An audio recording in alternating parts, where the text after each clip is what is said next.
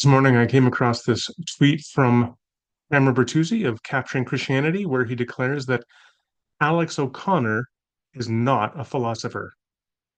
That seemed to me to be a rather off-putting and perplexing tweet for a couple different reasons. First of all, it certainly seems like Alex O'Connor would qualify by any broadly reasonable definition of philosopher.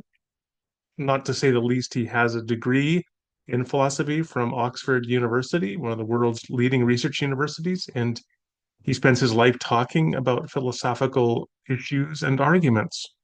That would certainly seem to make him a philosopher. And I would just say that there's something a little off-putting about the gatekeeping, about such a broad identity as philosopher, that if one person wants to dispute whether another person is a philosopher at all, that's something I am inclined to question. Now, it's a different thing to say, I don't think this person's a good philosopher. Fair enough. You can have your opinion. But to gatekeep whether that person even qualifies for the identity of a philosopher, I think is itself a more questionable enterprise. The good thing, though, about Cameron's rather off-putting and perplexing tweet is it invites us to have a conversation about what it means to be a philosopher. So one could define philosopher as a person who, let's say, has a terminal degree in the discipline. So you don't qualify as a philosopher until you have a PhD. But that seems to me to be very arbitrary. I mean, for example, like how many philosophers through the history of philosophy would not qualify as philosophers by that definition? Or to think you to be a philosopher, you have to make a living at the discipline. Well, ironically, that sounds maybe closer to sophistry than to philosophy, because there are many people who believe that to make money thinking in terms of philosophy, doing philosophy, make money at it is closer to sophistry, which is in fact contrary to the spirit of philosophy. Uh, I've always liked Alvin Plantinga's definition of philosophy.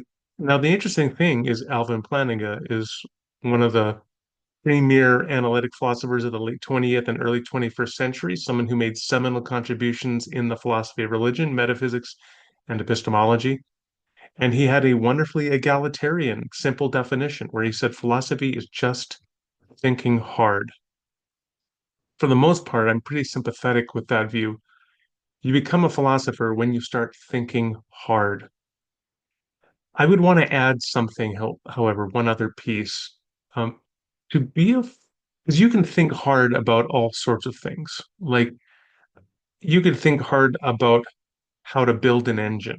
How am I going to build or rebuild this engine in the motorcycle that I'm working on in my garage? And you're thinking hard about it.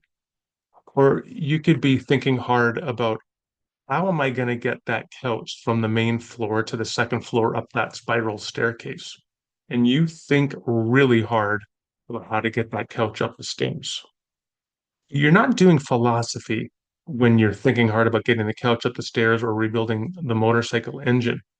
Because even though you're thinking hard, something more is required. And something more that I think is required for this to qualify as philosophy is what you are thinking hard about, namely what I would broadly call liminal issues, foundational issues, questions like what is the nature of reality? What is the nature of knowledge? What does it mean to be human? What is the good?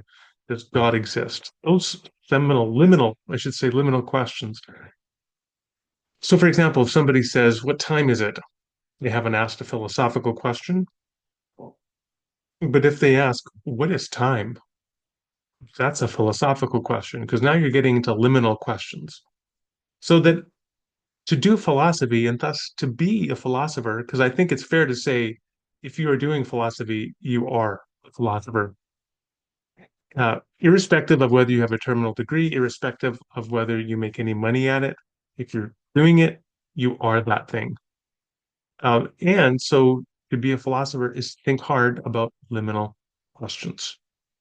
Uh, and I think Alex O'Connor thinks hard about liminal questions. So I think he's a philosopher. Maybe one last thing. There are different types of philosophers.